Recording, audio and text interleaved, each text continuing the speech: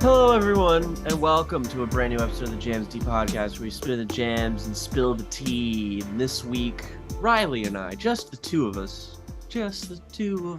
are going to come at you with a brand new episode where we talk about two new albums, two very podcore releases this week. Where we're talking about the new album from Built to Spill, When the Wind Forgets Your Name, and we're talking about the latest album from Preoccupations. We're going to be talking about Arrangements. So Yes. two bands that we've talked about pretty extensively in past what we've been listening to segments over the course of the past year. So returning with the 2022 theme of, you know, the old guard coming back and dropping an album and just being like, yo, Which is bitches. it's super funny because I also think of them as like old guard bands, but Preoccupations didn't start up until the 2010s, and Built to Spill are like a 90s band. So they're like, but what it is that they're kind of just like their sound is like so of a bygone era. I think like what Preoccupations do is a very like kind of, yeah, it is a very sort of older style of post-punk. It is something that we've seen a lot. We Kind saw of a a lot of streak bands. of post-punk that we've been talking about since Joy Division on this channel. It sort of Yeah. feels like it's climaxing here a little bit. Yeah,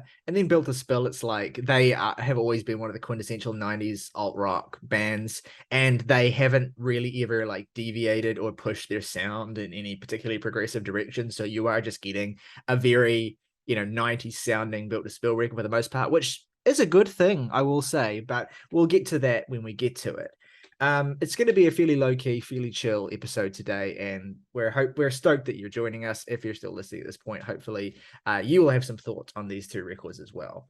But before we get into the reviews themselves, let's talk about what we've been listening to for the last 7 days. Jake, what have you been listening to?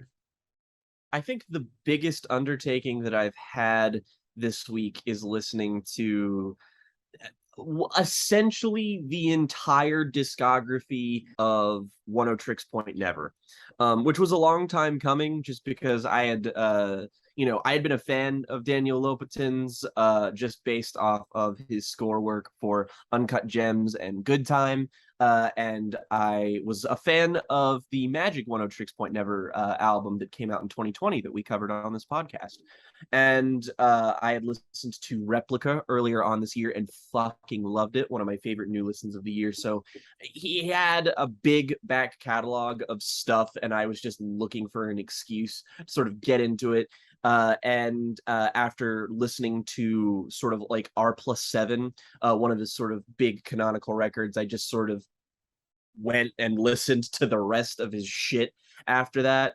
And really interesting discography. I think I found another one of my favorite electronic musicians, just because he is an amazingly consistent guy. Like after like a certain point, like after he sort of forgoes his work with like his really primitive like synthesizer stuff with Betrayed in the Octagon, which is an album I actually really like a lot, because I think that record makes a lot with a little bit. There are parts of it that sound very primitive, but there's also just like a real sinister edge to an album like that that's like really potent and cool. And immediately after that, he sort of makes an album like Transmat Memories, which that's probably my least favorite of his. It's a bit more primitive in like a minimal way, and like it blends it with this sort of like, he kind of sometimes occasionally makes like a power noise or power electronics songs on some of his records, and some of them are here, and I don't find them all that compelling from him. Not often, at least. Sometimes later on down the line, I will.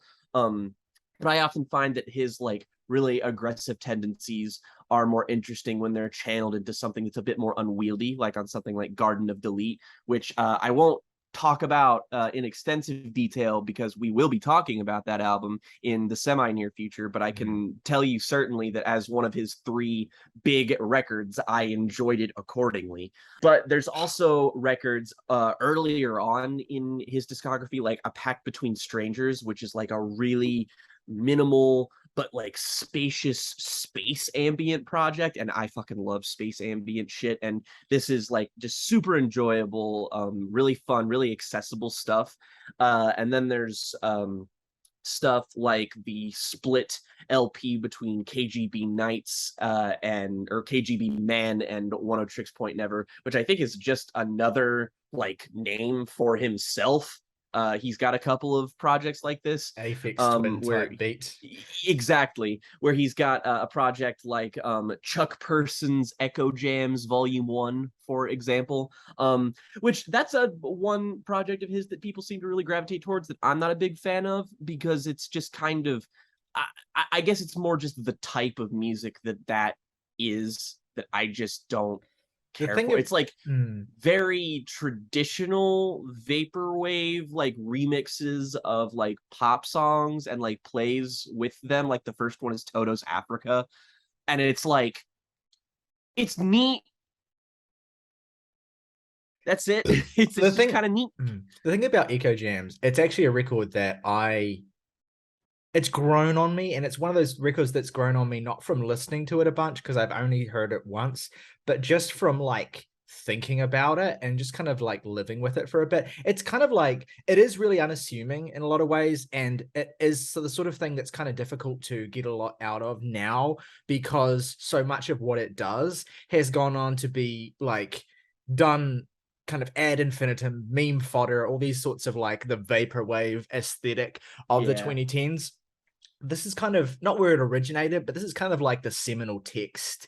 Essentially, this is the most fulsome statement, I suppose, on this entire aesthetic. And it suffers somewhat, I think, listening to it now, from how kind of beaten into the ground its entire aesthetic was throughout the 2010s, and how kind of like it's the kind of record that is more interesting in theory than I suppose to listen to. But I do think that that is a record that what that record does with sampling, particularly like the ways there's a one part where he uses like a sample of Don't Give Up by Peter Gabriel, and he kind of just like completely just sort of submerges it. And it is like, I find it really, really interesting as an exercise, but I can understand not being sort of swept away by it as an album experience.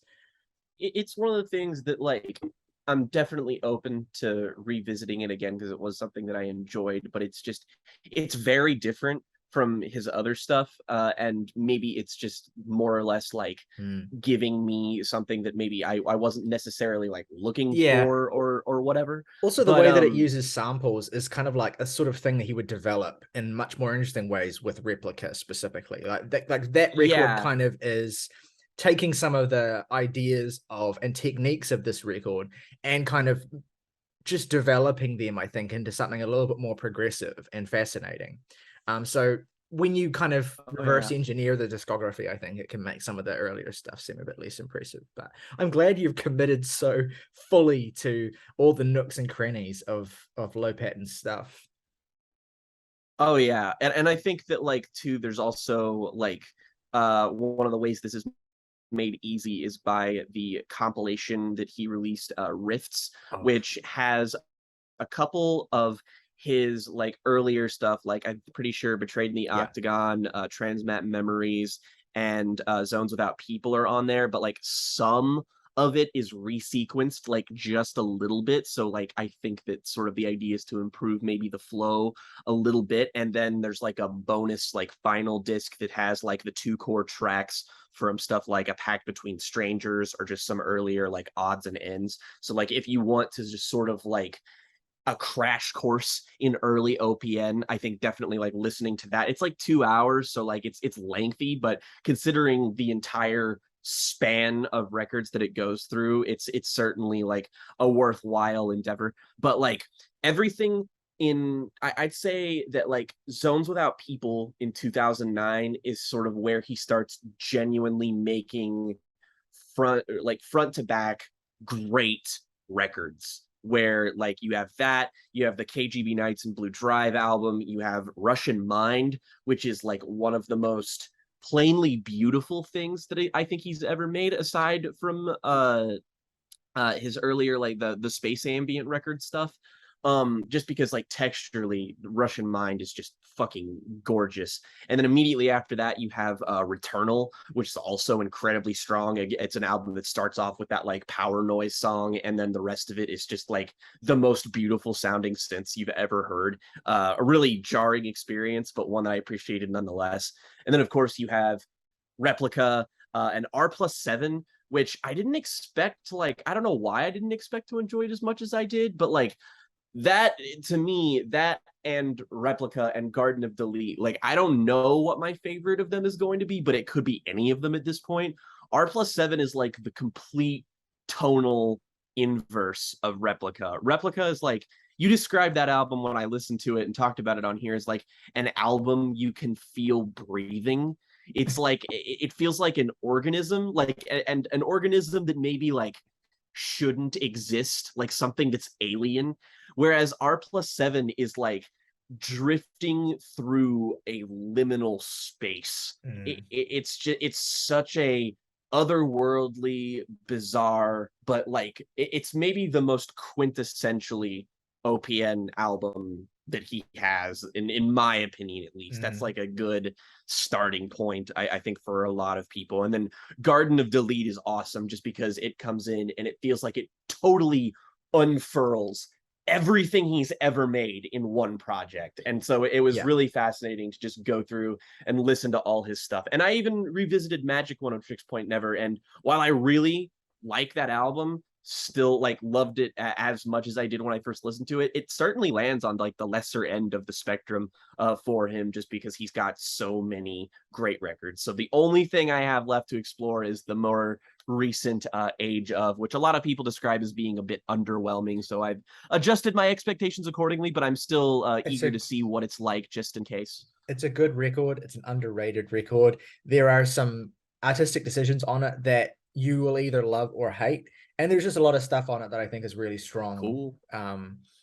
Daniel stuff. But yeah, I do think of Replica, R+7, and Garden as kind of like an informal trilogy of records, because it's kind of like, again, it goes from when I think of Replica, like that to me is a record that is so sort of steeped in like nostalgia and in like the ephemera of growing up in a, in the age of TV and the early internet age, essentially, as well. And then R+7, a lot of that kind of hazy nostalgia is sort of peered back, and it feels like a record that has a stillness to it and a beauty to it that is so unique to what it is.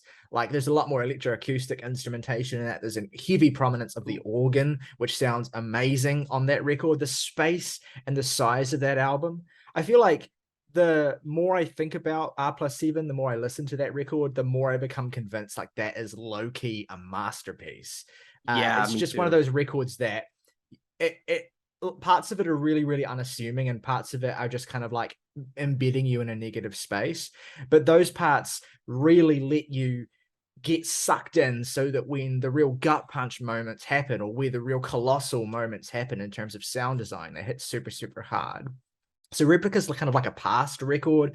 R+7's kind of like a present record. It's so in the moment to me. And then Garden of Delete is kind of like a futuristic, sort of taking everything to the extreme type record. And it has a really fascinating concept behind it as well that we'll get into when we do our record club as well. But that is, I mean, no surprises, my favorite OPN record, Garden of Delete, is an absolutely stunning record. I think that record is so completely beyond the pale. Like, so much of what that record does is still completely bewildering and completely uncompromising, and just such a visionary direction for all the aesthetics that Daniel has worked with up until that point in his career. It's just, God, what an arc he has. It's amazing. I think I haven't really fully felt the initiative to explore the discography of like an electronic musician and felt more connected to a catalog of work since, like, God, I want to say like maybe Autechre. There's just something really innately fascinating about the way that like the bedrock of OPN sound, of just being inherently about like there was a Rate Your Music review I read for the Riffs compilation. It's like being inside a depressed Nintendo. And that really is kind of like the core of his sound, in that like those very video gamey synths, but like taking them and instilling a kind of melancholy into them. One of the most worthwhile ventures I've made this year. So yeah, one thing I listened to, maybe the most exciting thing I listened to this week, is I listened to a very, very beloved art pop record from Japanese art pop musician Sheena Ringo. Oh yeah. Her album Karuki Zamen Kuri no Hana. And this, how to best describe this album?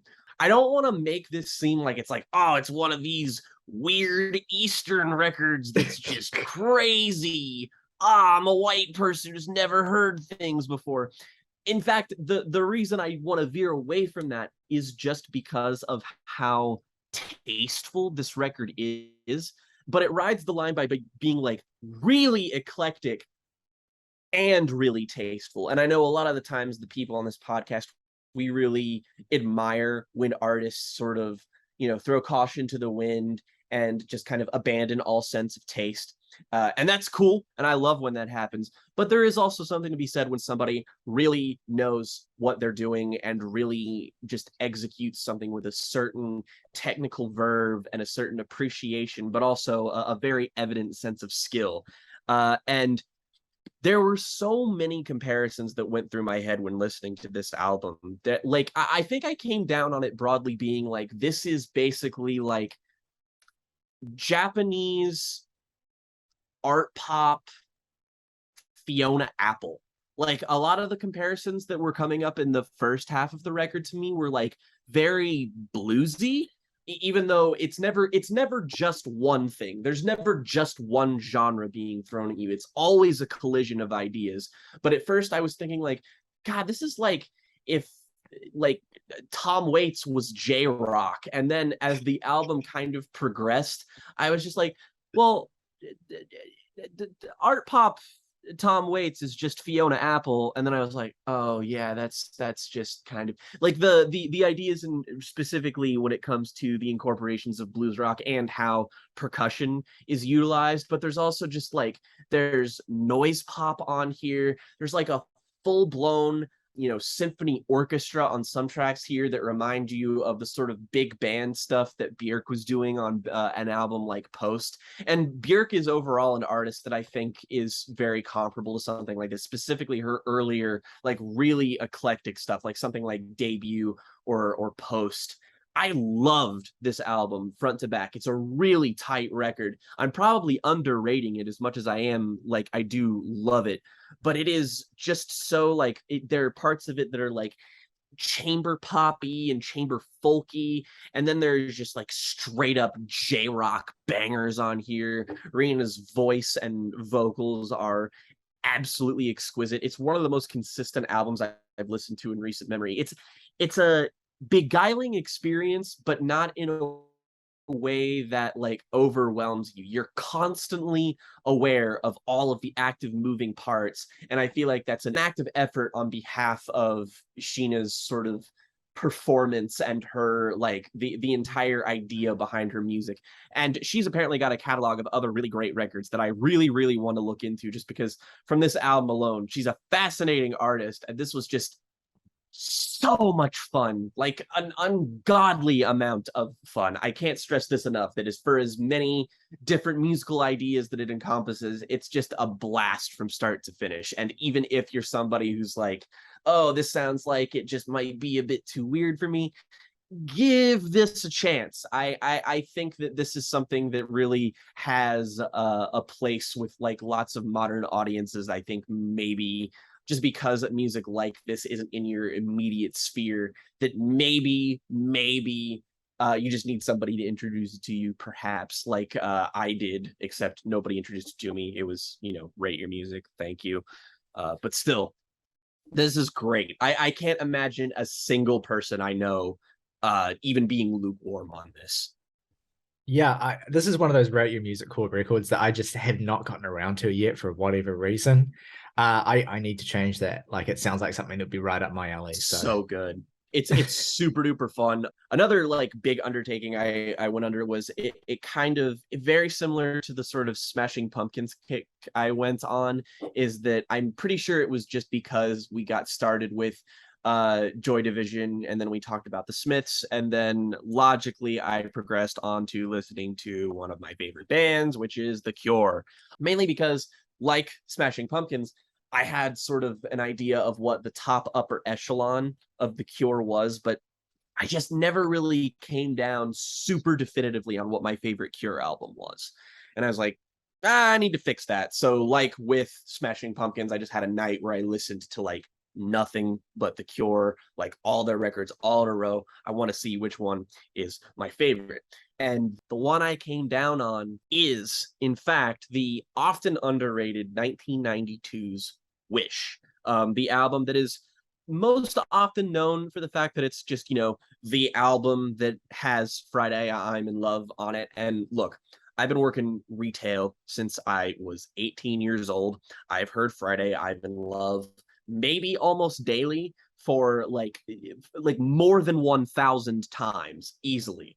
That is still a perfect pop song. Overplay it means nothing when you're that great. And the cool thing about Wish is that, you have this like, really fun, upbeat guitar pop song like this, which I do think is one of the greatest pop songs of all time. Then the rest of Wish is just so fucking sad. It's such a dour album. It begins with maybe my favorite Cure song ever, which is Open.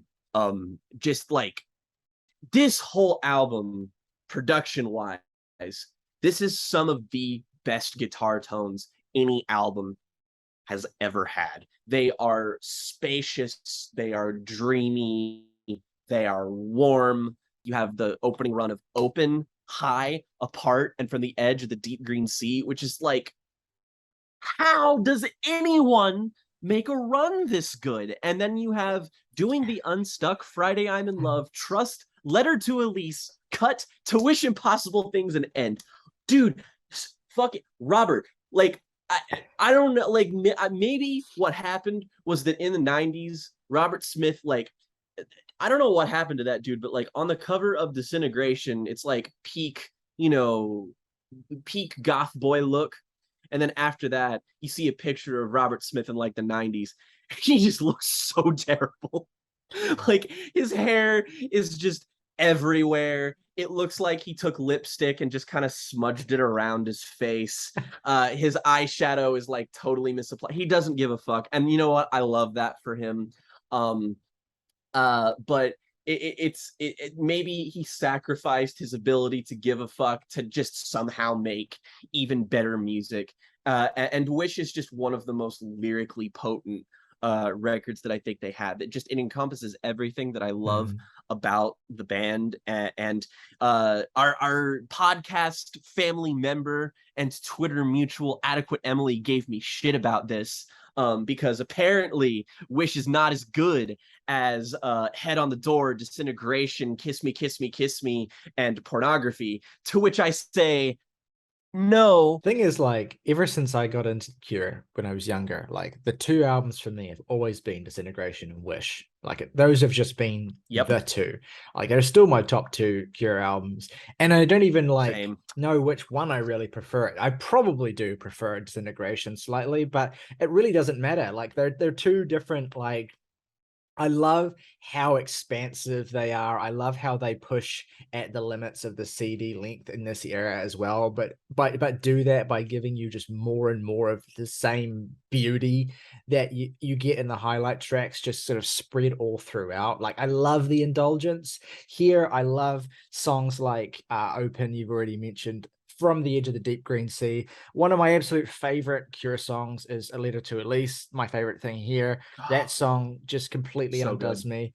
Yeah, it's just a fucking masterpiece. It's a fucking great record. Like, I don't have anything to It's getting a remaster here soon. I think in like a month or something, it's getting a remaster with a bunch of like bonus tracks and whatnot. So we have the Wish fans be eating it is a bit after, you know, the Cure's technical like heyday or whatever, but I think that you and I will both agree that if you are into the music of the Cure and you haven't listened to something like Wish or Blood Flowers, you are fucking missing out, because Yeah. they're two incredible records that, you know, that again, this is one of those bands where it's like I can conceivably see so many of their albums being like your favorite, even if it does have those highs like Disintegration and Wish for me personally. Yeah. And there's word on the horizon of a new Cure album happening sometime in the near future, which I don't know how Supposedly. excited I can be for that, just because their last two albums have not been great, but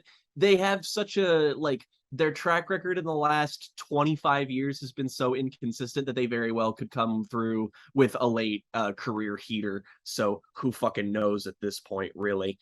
But yeah, one interesting little thing I gave a listen to this week is that I had a lot of like, I go through sort of bouts where I will discover specific genre inclinations that I'll be like interested in, and I'll sort of just go on Rate Your Music, look and see what the highest rated albums in this thing in this sort of particular category are, or specifically albums that I've never heard of before or only have a faint idea of, and I'll just download all.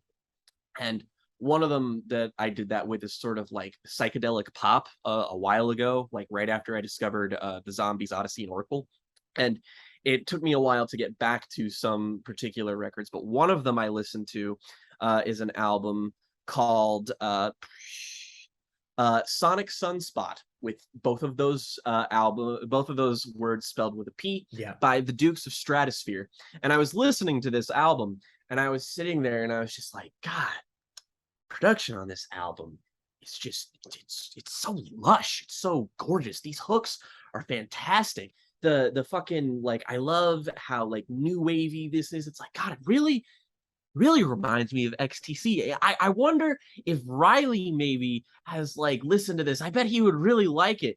And I just looked up and I was like, oh, it's because this is XTC. It is XTC, yes. I talked about the two Dukes of Stratosphere albums in my XTC tier list ranking video.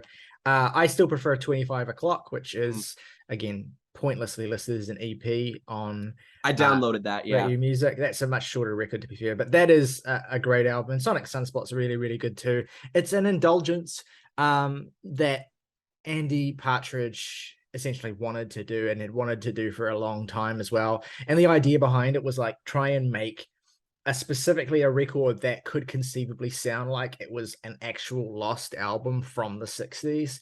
And they even tried to like actually play out that fiction and sort of like present it as something that had been unearthed, but people pretty quickly figured out that it was XTC.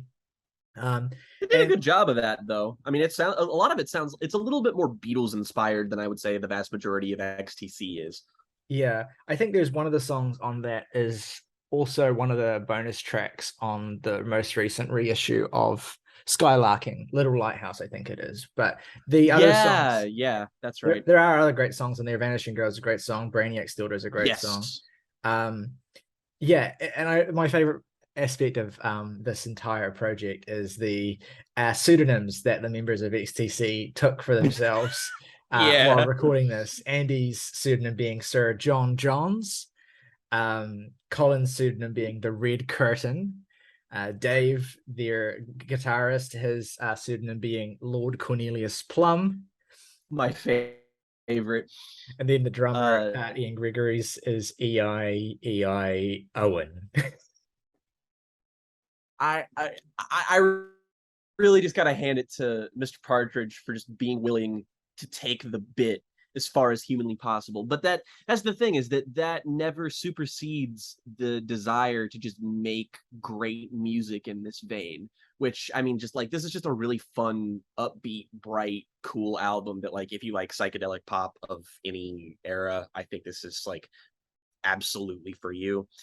And I guess like the last thing that I will mention here is I took my next plunge into Bob Dylan with I listened to the other Daniel Lanois album, which is Time Out of Mind. And I mean, surprise, surprise, canonical Bob Dylan album is pretty damn great. I will say this is probably my least favorite Dylan thus far. if Oh, nothing really? else, because this is sort of an album that, like, you know, with some of his more indulgent, longer albums so far, that's sort of part and parcel of the experience. This is the first album of his that runs north of 55 minutes that really does feel its length in a way that I don't feel like is conducive to the experience. Like, there are just some parts don't need to be that long. A lot of the parts where some of the instrumental, like, they sound great. It's Daniel Lanois, but first of all, they don't sound as great as Oh Mercy, but but it just sort of feels you like leaving you just like wanting more a little bit, and it just feels like there's a little bit more of a focus on, like, this is a, like, way more than any of his other albums. Like, this is a blues rock album, like front and center, and it suffers just a tiny bit because of that. I feel like there's a little bit less variety than there is on even his more stripped back, like, Blood on the Tracks type stuff.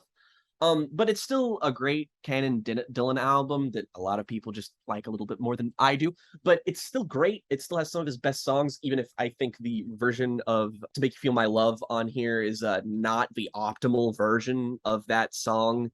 He just it's very odd why it's like this whole album is Dylan just being like, yeah, I'm older, but I still got it. And on this song, he just sound like motherfucker is just like, to make you feel my love, give me my Delsum, I need to take cold medicine. Like, fucking, like, Jesus Christ, man. But I It, mean, it's still like a legendary song. So mm. uh, It is like it's an um undeniably indulgent record, and I've definitely oh heard yeah. people make the argument that it is a little bit overrated before. And look, I can't hold that against it. I think I have a soft spot for it because it was one of the first ones I heard. So I think it was definitely the first post 60s one that I heard. So I was still kind of like in that nascent phase of like discovering Dylan and what he could do. But yeah, I don't know. I haven't listened to it in a long time, so we'll see. I might go back to it sometime soon, and I'll see how my opinion changes if it does at all. But it's just it's Dylan It's in his element. very good. All right. As for what I have been listening to this week, a few things that I will shout out. First of all, I want to shout out a brand new record that has been getting quite the acclaim from across the music spectrum. Got a 9.0 from Pitchfork, I rapturously listened to this as received. well. Yeah, rapturously received across the music world. It is the new album from Sudan Archives, which is the musical project of one Brittany Parks from Los Angeles, I believe. And this album, Natural Brown Prom Queen, is one of the most inventive R&B records that I've heard in a long time. It feels like too soon to really fully assess the impact of something like this, and it did take me a couple of listens to fully get my head around everything that Britney is doing on this record. Because make no mistake, this record is eclectic as fuck. There's more genre infusions on this album than I can count on my hands. Like, this record is bananas. It's gonzo. It's just completely off the deep end at certain points. And I don't say this to try and suggest that it's a record that's kind of like just bash your brains in. It's not like completely an affront to your ears or whatever, but it is like, it's such a journey in a way that I feel we haven't gotten from an R&B record, or from a record in this kind of like funkier vein since, like, Flying Lotus, for instance. And it's infused with like that, it has the bass tones and just the general funk tones have that real Thundercat energy to them as well, Mm-hmm. that really infuses this. But really, like, what this record is Britney, like her performances, her instrumentation as well. She's multi-talented, and she completely drives and pushes all these songs forward. She's an incredibly accomplished violinist in her own right as well, and the strings on this record accordingly are fantastic. This is a sprawling album. It feels like, with enough time to settle, it could be heralded, it could become, I think, a new classic of this modern phase of alternative R&B. It's just like, it's ridiculously sexual, it's ridiculously over the top, it's ridiculously full of energy, has so many great songs on it. Homemaker, Selfish Soul, OMG Brit, Chevy S10, which is just one of my favorite bangers of the year as well. Enormous song. Yeah, Freakalizer too. Just so much stuff on this record, and it is like, it's full to bursting. It's a lot to take in, but it is a record that, I mean, I don't even know exactly fully how much I love it yet. I know that I think it's absolutely a properly great album, but there's just so much happening that I need to soak in it for a little bit longer. And I think that its ultimate effect and how well it ages and goes the distance is still to be determined. But man, I mean, this is one of the few records I think have animated me in terms of like wiring neurons in my brain in a new way this year than this one has. Like, there's been a lot of great records this year that have done things that that are amazing, but certainly that I have heard before in some form or another. Whereas it does feel like at every point Brit is trying to push forward the genres that she's working with and kind of break them down as well at the same time. There's a little bit of Erykah Badu in here. There's a little bit of SZA. I was going to say it's as a well. meeting point of D'Angelo and Erykah Badu. Yeah, absolutely. And yeah, so a melting pot of influences where any single influence you could mention kind of will never really be able to do it justice. She's a great storyteller as well. She's a fantastic weaver of these tapestries of her personality, of her culture, of her sexuality, of her experiences. And yeah, it's just a record that every time I finish listening to it, I look forward to the next time I get to fully dive into it again. I put it on this week, like just the other day, like just wanting something to catch up with some records that I hadn't heard and just have something on the background while I was working. And I ended up just like completely being unable to focus on anything else. It was just, yeah, it was a really, really special album. And I am pleased that it's getting the acclaim that it's getting. And in terms of how eclectic it is and how truly progressive it feels with its genre, the other record from this year that comes to mind that it reminds me of is Rosalia's Motomami, but this of course does its own thing entirely. But there are two records that I think kind of go hand in hand in terms of just sort of being a little bit batshit and having the personality, flair, and charisma to pull that off, I think. I think that the only notable like weak point of the album for me is just sort of like lyrically, I think it kind of runs a bit thin at times, but like there are distinct highlights and sort of stories on there that make it worth listening from like front to back, even though it kind of seems like it's a big, long, dense listen. Absolutely. A couple other things I'll shout out as well is last week a new album came out from a band that I absolutely love, the Afghan Whigs, another 90s institution. And they, of course, put out a string of fantastic records in the 90s. Gentleman, Black Love, 1965.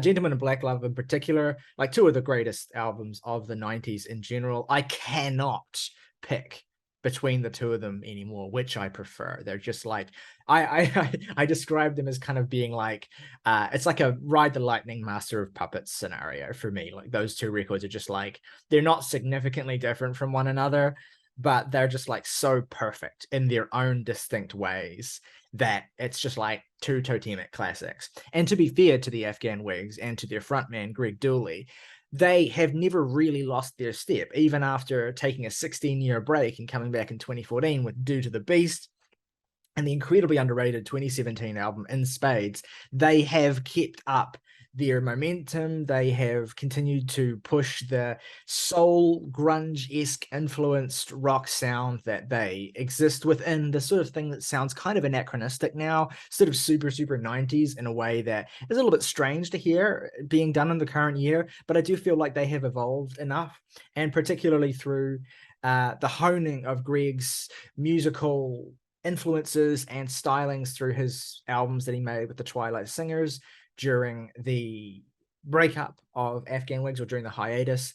And the new record, How Do You Burn, it's another great Afghan Whigs record. Like, it is probably the loudest and most kind of in-your-face album that they've made since they reformed.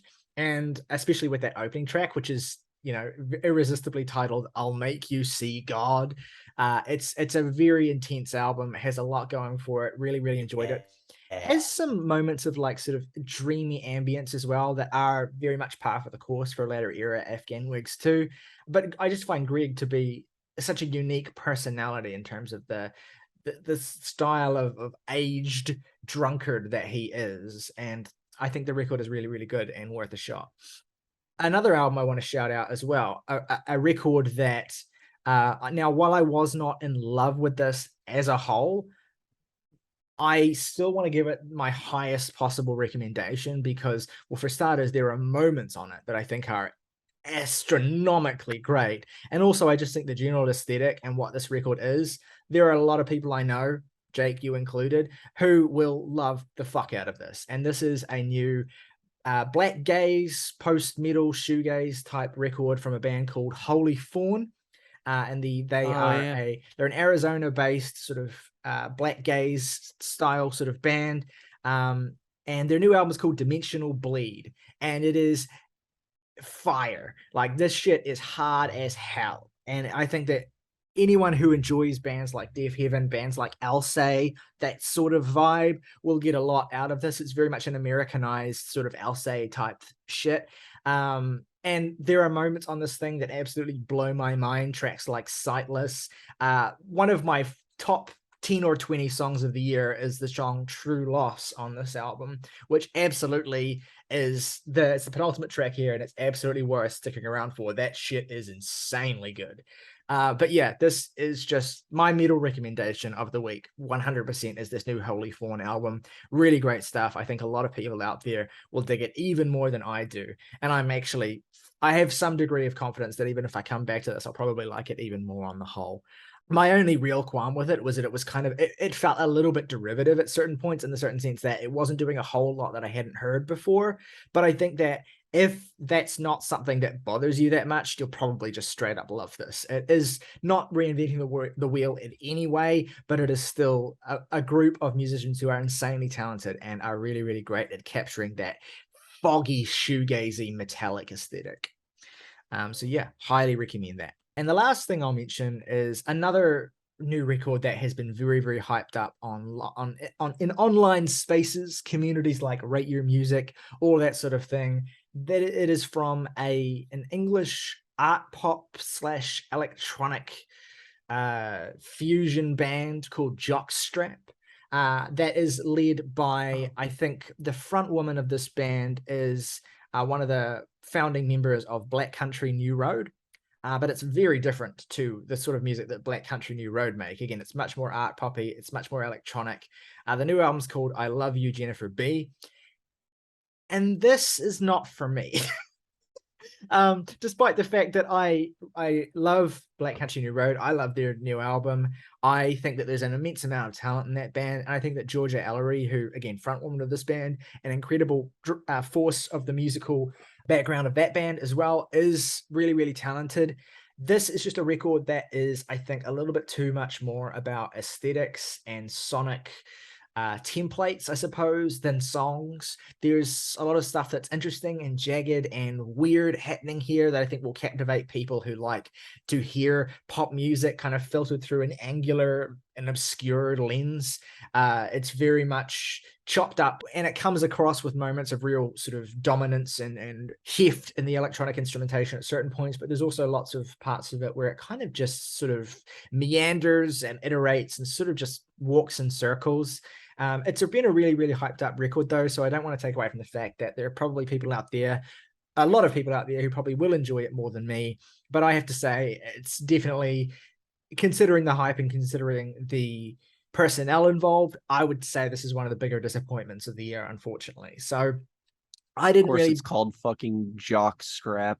Some Yeah. real fucking pitchfork goop on your Grinch shit.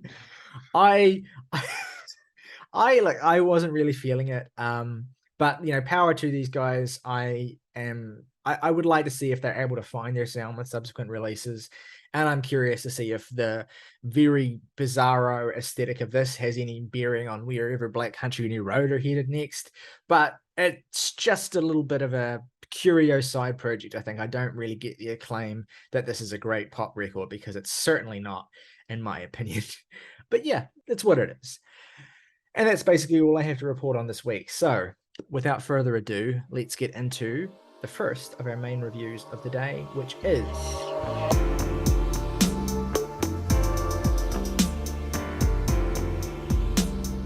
the new album from Preoccupations, Arrangements.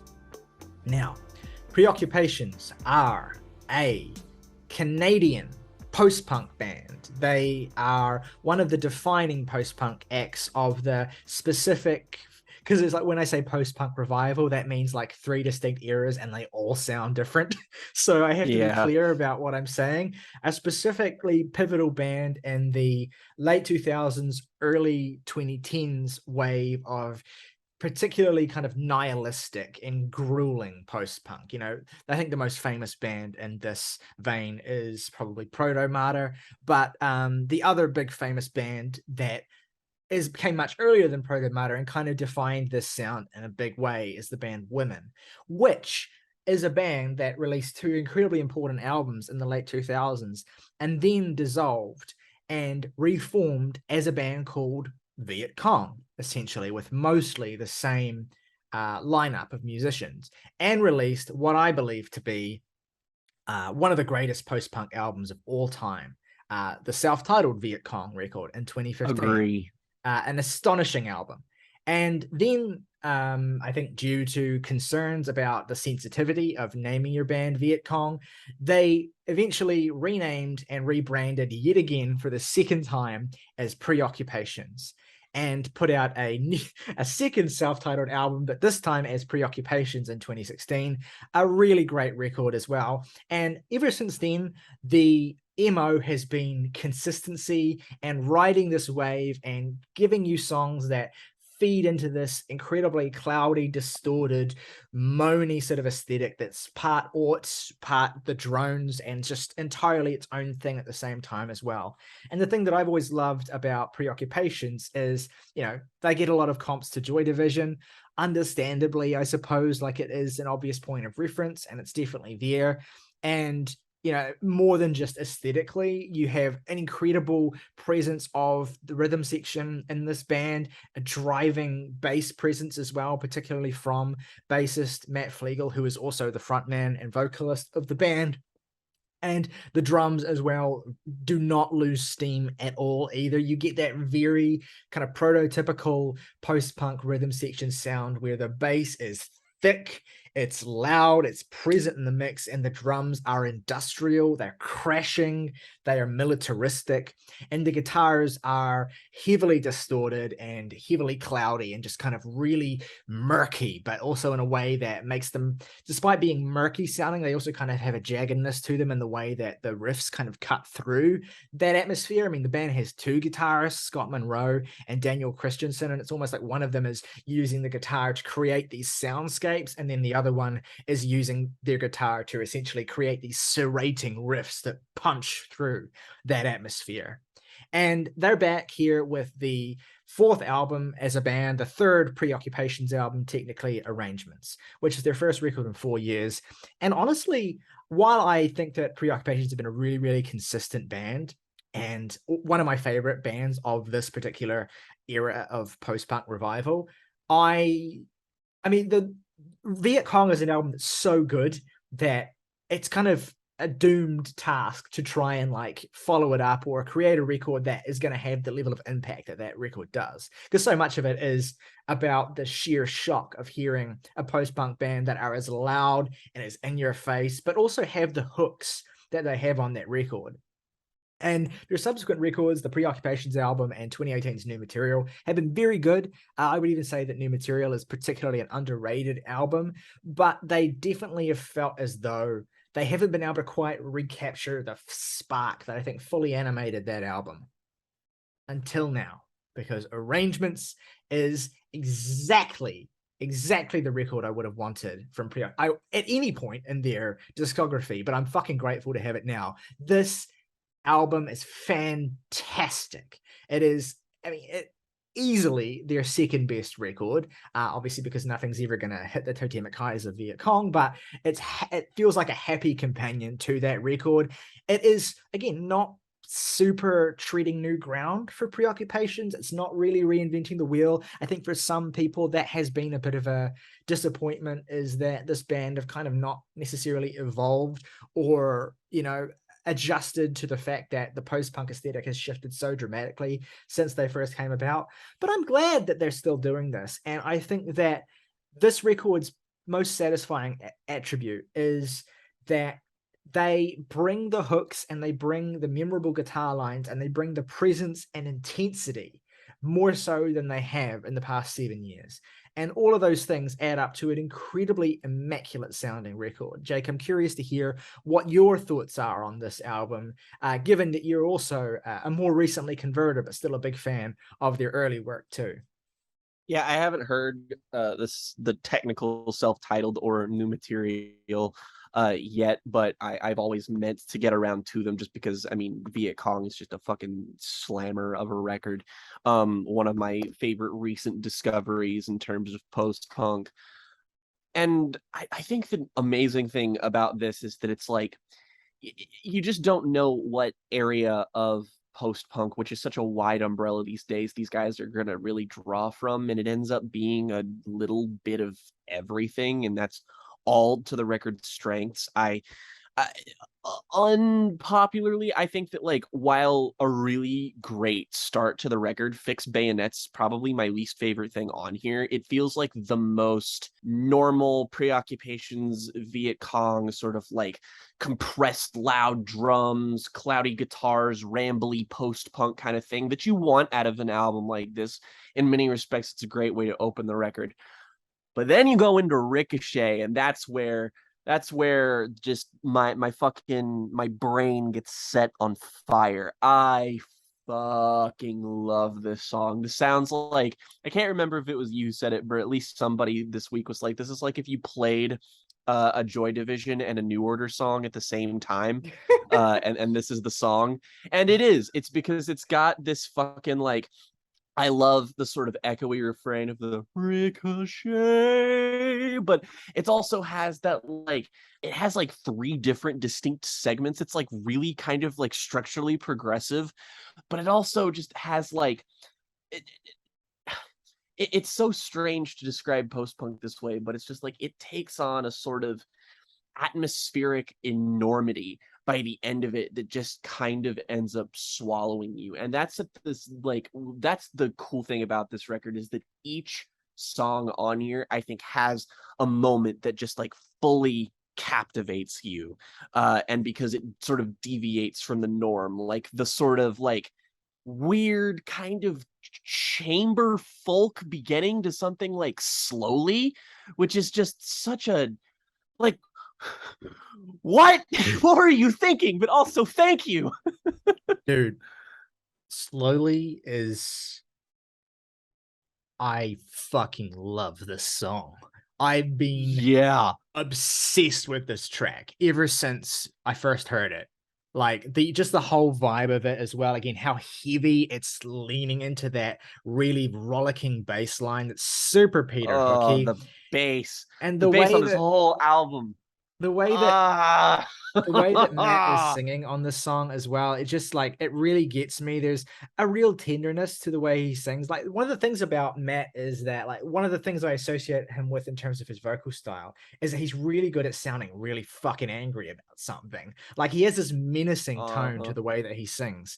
But then there will be songs like this every so often where you will get like this description of like a particularly relatable ennui or isolation that completely cuts me down. And again, Protomata are great at doing this too as well, where a lot of the songs will be just about how fucking shit and dystopian it is to live in Michigan, and then all of a sudden you just get a song that's about, wishing you were dead, and it's a completely different thing. But the lyrics here are amazing. Take me away from unnecessary conversations, faithlessly patient with unintended consequences, disappearing into the ether at 4 o'clock in the morning with the world spinning slowly. Remember to wake me for cemetery violations. Nobody knows where the secondary catacomb could be. When you hate what you've become and you're waiting for the day, but Yeah. the day waits for no one. Like, fuck me, dude, just stop it. It's not okay. And the whole record, I think, is actually kind of pervasively dominated by sentiments like this. Like, it's a really depressed album, like lyrically speaking. Like, I mean, Death of Just Melody. stewing in an emptiness that like it feels very it feels very stark, but there's also a sort of it sort of drowns you in this kind of murkiness that makes you feel like a lot of post-punk albums sort of make you kind of angular environment that it just sort of puts you in visually. But if you like visualized this album, there's something that's more distinctly like fluid and watery about it that feels so very like it feels both like you are weightless but also incredibly affected by gravity in a Mm, way that feels both contradictory and mm. complementary in its just really deep echoed sound. Yeah, I mean, just these lyrics from Death of Melody as well, which is one of the record's Ugh. most just gloomy and just gut-wrenching songs. Faces that I don't even recognize replace the faces that I know and shapelessly scream at me to wait impatiently for someone to create a list of things to see before I die. Somewhere in time, I forgot to read the space between the lines and couldn't find the plot. Maybe I should have left it all behind me in the dust with all those wasted days. Like, just it's like it's almost excessive in terms of the dreariness, but like it's so acute. Like, one of the things I love about this record is you kind of get a sense of counterpoint, I think, between how it just consistently gloomy these lyrics can be and how weirdly addictively hooky the songs themselves can feel. Not even lyrically hooky, although sometimes they are, but also just like musically they sweep you up so much. I mean, that's one of my favorite things about Fixed Bayonets, the opener here, is that the drumming on this song is so fast. Like, you just are absolutely being pulled through this absolute blitzkrieg of a song, and it really gives you no room to breathe. It has some of the most surrealistic lyrics on the album as well. We're dissolving in the gutter with a sour rain, and I'm lost in the middle of it all again. Patiently ignite the fuse and sit and wait for everything to detonate. Like, there's the record really doesn't give you a chance to gather your bearings fully until Ricochet, which is, I concur, stunning single. I like how it took me a while to pinpoint it, but I was like, this fucking main melody just and the vibe just reminds me of something. And then it took me a while before I realized it was Don't Fear the Reaper by Blue Oyster Cult. And it kind of cribs Yeah. the melody there a little bit, but it's it's a nice little, it cribs the melody because it's a great melody. And it's a stunning song as well. Like, I think Morgan, who couldn't be with us today, was particularly passionate about this song as well. And again, the lyrics here, I'm beating a dead horse almost because it's the same sort of topic that we've been talking about. But ricochet and decay, staring back at me with broken eyes like empty stalls at abandoned shopping malls. Ricochet and decay will catch our breath before we run with all our might into the surveilling setting sun. There's like an inevitability of suffering here that is like, it's fucking Nietzschean. It's going to be a lot for some people, but I think that, again, and this is something that I think is truer here than of their last two records, which were good, but again, had moments where it felt like the music was kind of almost just purposefully sort of beating itself into the ground, whereas this is a little bit more energetic consistently. And even on a song like the longest track here, Advisor, where you just kind of get to God. stew in it for so long, and it feels like the whole thing is just kind of building and building and building and then collapsing and collapsing in its first and second half respectively. Like, it's outstanding. It's great songwriting. It's just great musicality altogether. And then the record ends really, really strongly as well with a two punch of Recalibrate and especially Tearing Up the Grass, which is one of their best closers in general. Like, there's not a wide diversity of things I have to say about this record because it is very uniform. And I think the biggest outlier on the record is Slowly, because that's the one that sounds the most distinct sonically and also just gets me on a particular level that is head and shoulders above the rest of it. But man, if you want some properly miserable shit to listen to and you want to be reminded of why the post-punk revival aesthetic continues to persist and continues to kind of bring itself back out of the shadows, then this is absolutely what I would recommend. It's like every song on this is like the best Proto Martyr song, which is Maidenhead, which is a song that's topically about the same thing as all of these other songs. And this is just like exercises in combining that gloominess with the sort of liveliness that post-punk came to develop in the 80s with some of those more electronic and dance influenced bands that took that industrial aesthetic and made it friendlier. So yeah, I think Joy Division and New Order, playing a Joy Division and New Order song at the same time is a great way to describe a lot of this, actually. So that is probably the best way I could sell it. It's kind of the it's like the first sort of quintessential modern post-punk album that really has grabbed me since Relatives and Dissent, I think. And I liked the last Proto Martyr album too, but that was the one that sort of like really sort of gripped me personally. And I think a lot of it too has to do with the fact that, again, this is sort of it's not even 40 minutes long. It's 7 tracks. Everything here is really defined, really structurally dynamic and cool, but it always has this impact and it always has this depth.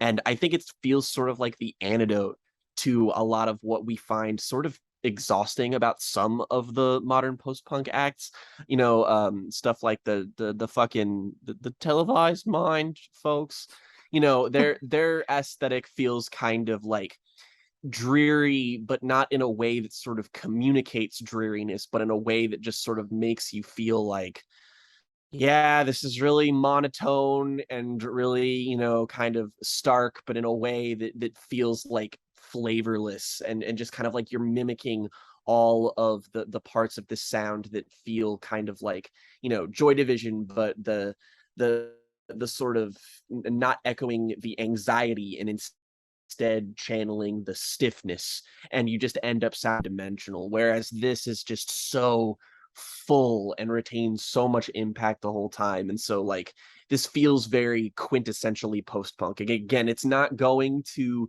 show you a new side of this genre or just be like, whoa, this is really just kind of changing the game a little bit, but it will give you, I feel like, everything that you are looking for when you picture in your head like, hey, this is the kind of post-punk that I really love. Like if you, again, we talked about Joy Division's Closer very recently. Very similar vibe, honestly. This is like Closer, but with like modern production. Yeah, I guess I can't really fault that count at all, to be honest. The vibe is certainly the same. But yeah, what I would say, the only other thing I would say as well is that like relative to a lot of these modern post-punk bands, many of whom I love, there's like, I mean, they all have one of the things that kind of defines a lot of them is they all have a really good sense for how to imbue their aesthetic in the context of, pop music, more or less, like not straightforward pop music, but just kind of like hookiness, addictiveness, catchiness, a sense of immediacy. And Preoccupations are great at doing that too, but it's like specifically 80s pop, and that they channel their cloudy post-punk through. So if that's going to appeal to you, then you should absolutely not give this a miss. And if you are, a fan of some of their earlier work, but you've kind of dropped off a little bit, I think this is a great place to come back on board. All right, so favorite tracks and ratings then for arrangements. Jake, you go first. My 3 favorite tracks on here gotta be Ricochet, Slowly, and also Advisor. I think that Advisor is really great for the same reason that Slowly is great, and that it just starts you in a really disarming place and then just becomes gradually kind of more uncomfortable as it goes along. But also has like a really, tight melodic sensibility about it. It's a great track. And yeah, my least favorite thing on here is Fixed Bayonets, but the delineation between the lowest point on the album, the highest point on the album is a slim margin, so it doesn't really matter all that much. And I give the album an 8 out of 10. All right, Morgan, who couldn't join us, was a big fan of this record. He's given it an 8.5. My 3 favorite tracks are Slowly, obviously, Tearing Up the Grass, and I'll say Fixed Bayonets. Least favorite, if I had to pick one, maybe Recalibrate, but I really don't think there's anything that misses a beat here. This is also an 8 from me as well. A great record, which means we get an average overall of 8.2 for Preoccupations arrangements. All right, let's go into our second review of the day, which is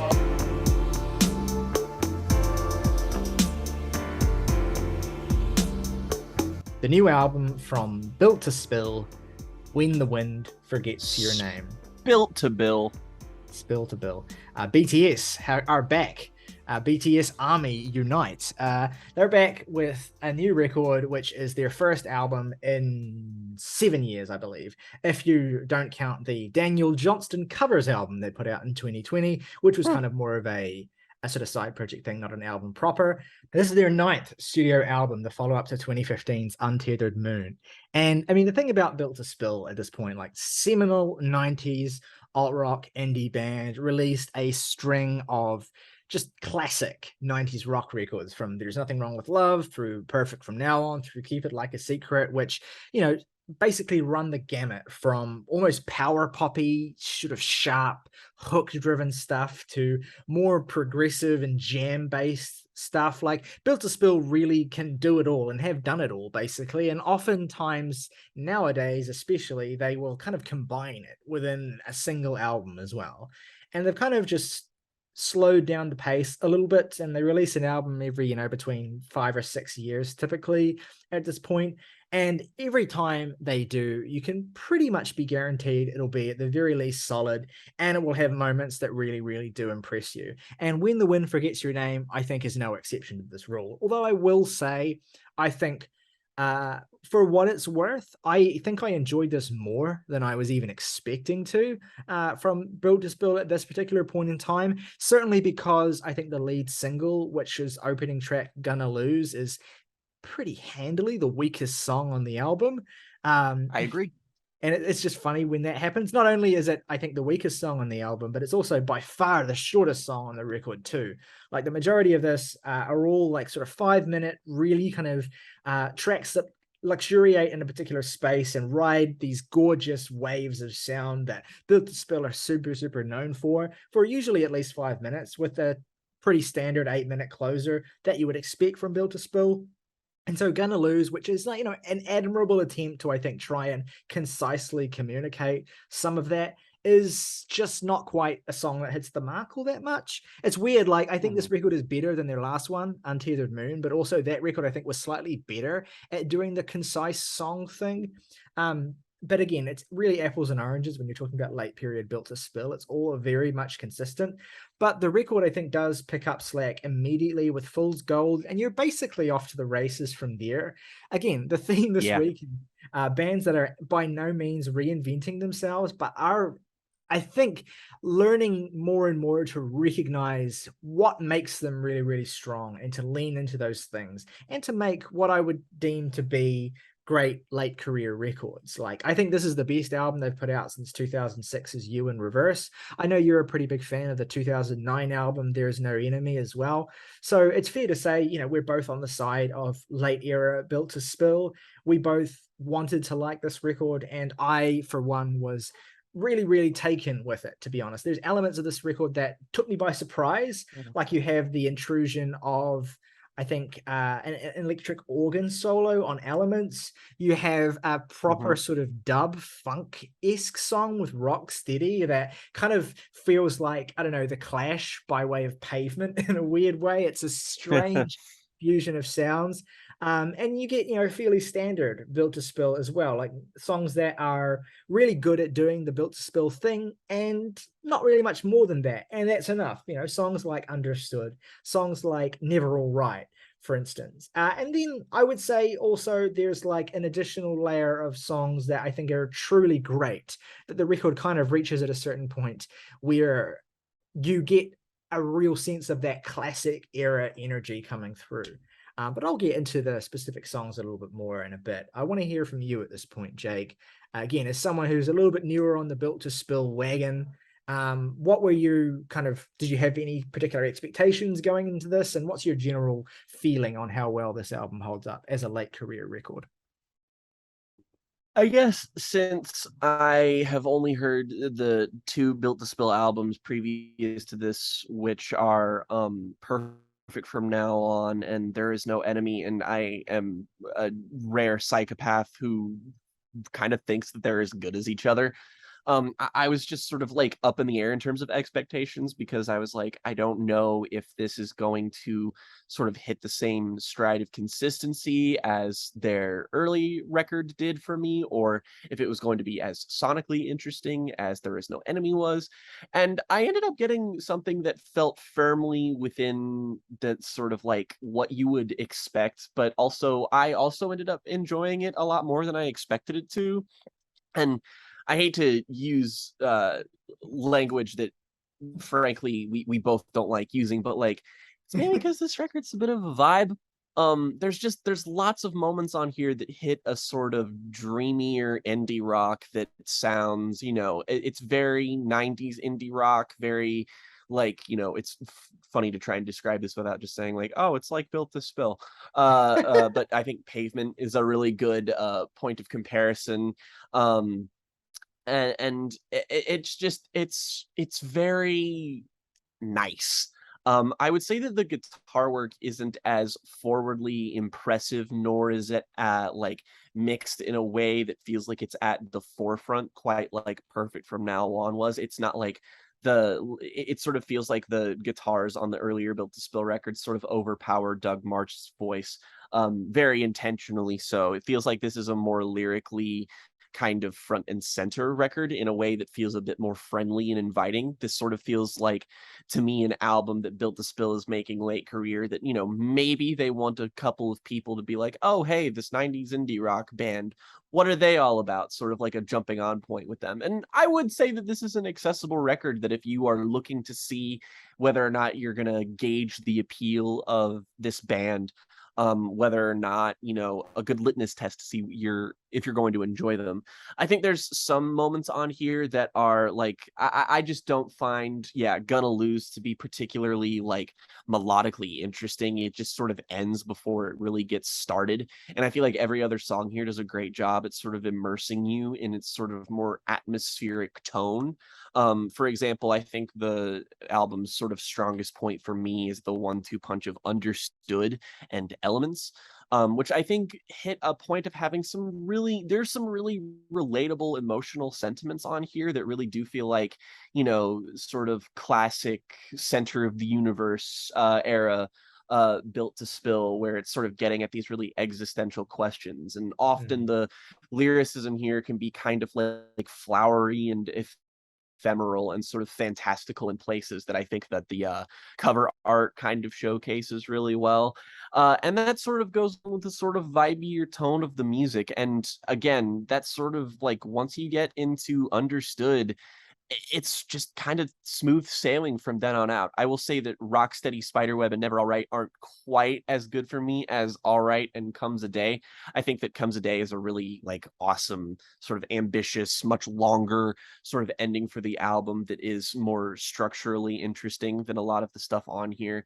And All Right is, I just think, a very comforting kind of emotional song that sort of feels very again, it really does feel like this is plucked straight out of the late 90s, not even just in terms of like a Built to Spill record. This just does feel like classic 90s indie rock. Yeah.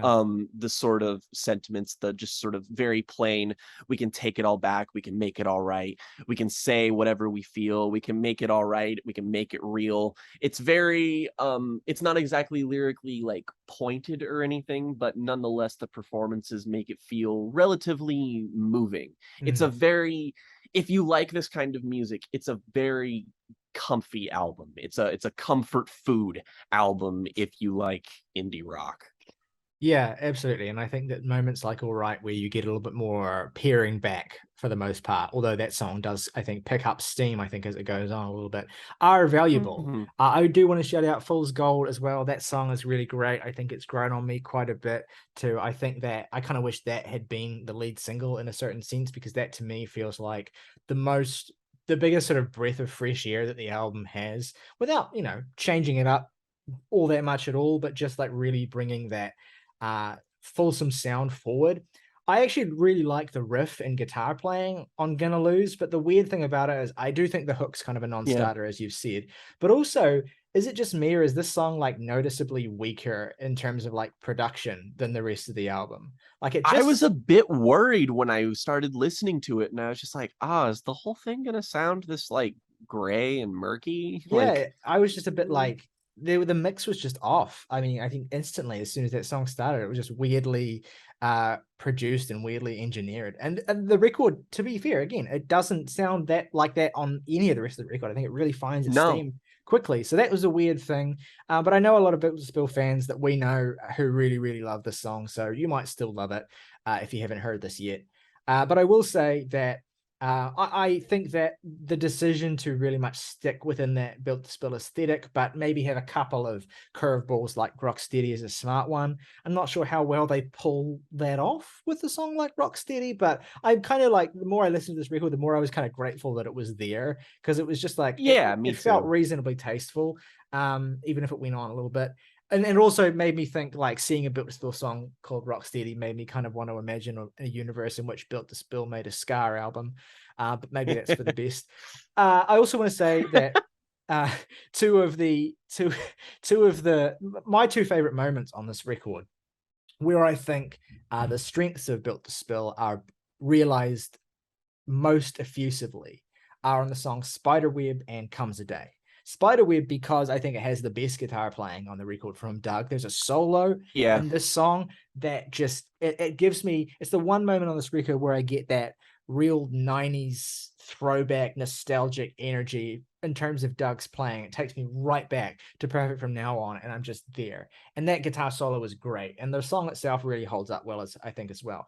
But the best song, I think, is the closing track, Comes a Day, because it really lets Built to Spill do the Built to Spill thing, do the broken chairs type song, the 8-minute Yeah. closer that really lets them sort of ride out the guitars and just drive through some really great melodies. And they do have some really great melodies in the song. It's really, really good. It's a satisfying way of tying the bow on the record. And I would be satisfied for Built to Spill to continue to make records like this. I think one of the reasons why it's easier to forgive their lack of reinvention or ambition is the fact that they really don't make records very often at all. So it's like you've had enough time to really miss them when they come back and give you a dose of something. And I think this is what this is. When I say I think it's their best since You in Reverse, it's not like that's an easy call to make. I think the level of consistency since then has been very much of a piece. But I think that if you want to get a slice of Built to Spill that really kind of punches you in the face a little bit and kind of doesn't meander too much and kind of really gets to the point very quickly, I think this record will satisfy you. And if you're more in the vein for something that's a little bit more languorous, that really takes its time a bit more, then I would say to go back to something like You in Reverse or There Is No Enemy, which are the records that really, I think, better do that side of Built to Spill. It's not their best record from a songwriting perspective. I think that, frankly, a lot of Doug's writing here is kind of pedestrian, but I also don't really mind too much. It's what it is. And I'm glad that it exists, and I'm glad that we have an excuse to talk about Built to Spill, and I hope that someday we'll get an excuse to talk about them even more in the context of one of their classics. But that's what it is with When the Wind Forgets Your Name. All right, favorite tracks and ratings for the new Built to Spill album, the new BTS classic. Yep, I'll go first this time. My three favorite tracks are going to be Comes a Day, Spiderweb, and Elements. I'll check in as my third favorite. I really love that organ solo. It's so good. Very good. Least favorite is Gonna Lose, and the album gets a 6.5 from me. Morgan has also listened to it and enjoyed it well enough, gave it a 6. Jake, your turn. My three favorite tracks gotta be Understood, Elements, and All Right. Least favorite is Gonna Lose, and I give the album a 7. All right, which means we get an average of 6.5 for Built to Spill's When the Wind Forgets Your Name. So, if you're still with us, thanks for sticking around on such a low-key episode. No world-blowing albums, but hopefully you get a chance to check these out and let us know what you think in the comments below, because we would love to hear from you. If you enjoyed this video, please consider giving it a like as well and subscribing to the channel if you have not already. Both of those things really, really help us to keep doing what we do. We'll be back on Wednesday with a special record club celebrating the 20th anniversary of Queens of the Stone Age's Songs for the Deaf, which is great, and you can look forward to that. If you haven't already checked out some of the stuff that we put out more recently, I'm very proud of the video I put out the other day on my 10 favorite radio department songs, a great indie pop band from the 2000s that even if you're not familiar with them, check the video out. I give some good recommendations, and I think you'll get a sense of what you would familiar like. with them. Yeah. Fuck. They have 4 great records that all sound quite distinct, and I think that you'll get an idea of what you might be interested in if you check that video out. So check that one out as well. We also did a great record collab on The Smiths, The Queen is Dead as well, that I'm really, really proud of as well. Talking about 80s, talking about jangle pop, talking about post-punk. So check that shit out too. Great one. We're going to be back next week. The death of the monarchy. We're going to be back next, Charles. Be back next week with some new reviews for you as well. Talking about the new Mars Volta album. So you do not want to miss that. The gang is going to be all assembled to get into that doozy of a record. As always, though, folks, rock over London, rock on Chicago, Old Spice. If your grandfather hadn't worn it, you wouldn't exist.